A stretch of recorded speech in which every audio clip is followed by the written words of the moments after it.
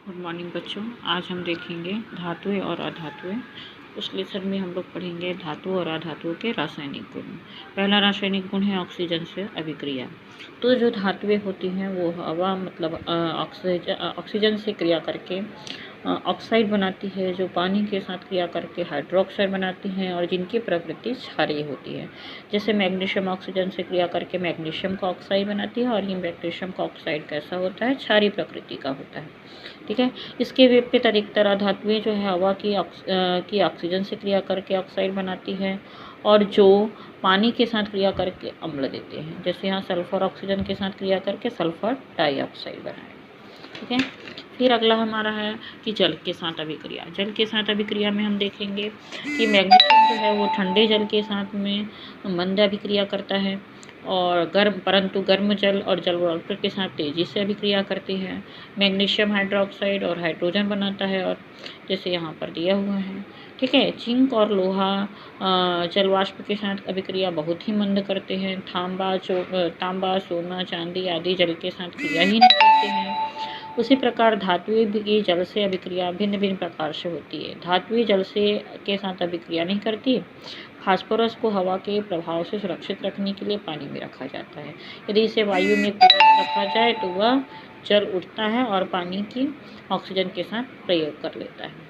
फिर अम्ल के साथ क्रिया। मैग्नीशियम और जिंक वाली परख नली में से निकलने वाली गैस जो है पाप की ध्वनि के साथ में जलती है। इससे पता चलता है कि निकलने वाली गैस कौन है, हाइड्रोजन है ना। तांबे के टुकड़े हाइड्रोक्लोरिक अम्ल के साथ अभिक्रिया नहीं करते। तांबा शांत सल्फ्यूरिक अम्ल तथा नाइट्रिक अम्ल के साथ अभिक्रिया करता है।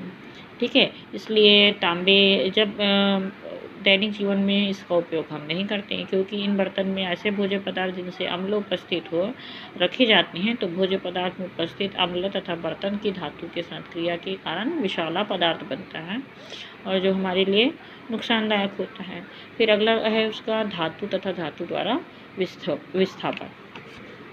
इसमें हम देखेंगे कि जो धातुएं होती है ना वो क्या करती हैं। जैसे यहाँ पर सक्रियता श्रेणी दी है, lithium, potassium, sodium, calcium, magnesium, aluminium, zinc, iron, lead, hydrogen, copper, mercury, है ना, और सिल्वर और गोल्ड। ये सब सक्रियता श्रेणी से घटते क्रम में है और इधर सबसे ज़्यादा सक्रिय ये है और सबसे कम सक्रिय ये है। तो यदि जिंक धातु लोहे को फेरस सल्फेट के विलयन में से विस्थापित कर देती है। जिंक जो धातु है वो फेरस सल्फेट विलयन से विस्थापित कर देती है जिंक धातु लोहे को। तो जिंक धातु ऐसा क्यों करती है? जिंक धातु है और ये लोहा है और जिंक क्योंकि अधिक क्रियाशील है लोहे से, ये ज़्यादा क्रिया है और क्रियाशील ये कम क्रियाशील, तो ये अधिक क्रियाशील है तो कम क्रियाशील धातु को उसकी जगह से हटा देती है। इसको हम कहते हैं विस्थापन। तो अधिक क्रियाशील धातु कम क्रियाशील धातु को उसकी जगह से क्या कर देती है, हटा देती है और उसकी जगह ले लेती है। ये सक्रियता श्रेणी के आधार पर निश्चित होता है। फिर अगला होता है उत्कृष्ट धातु। क्या है उत्कृष्ट धातु? ये उत्कृष्ट धातु जो है वो कम क्रियाशील होती है। ये वायु, जल तथा अम्लीय तथा क्षारीय पदार्थों द्वारा प्रभावित नहीं होती है।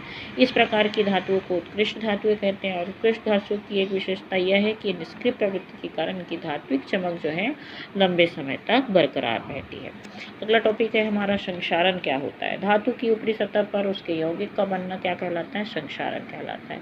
इससे बचने के लिए उदाहरण यह है कि पैंट लगाना चाहिए, ग्रीस लगा लेना चाहिए, धातु की परत लगाना चाहिए, अधिक सक्रिय धातु की परत लगा देना चाहिए, उसमें मिश्र धातु का निर्माण करना चाहिए, 2 या 2 से अधिक तत्वों को धातु को मिलाकर मिश्र धातु बना लेना चाहिए।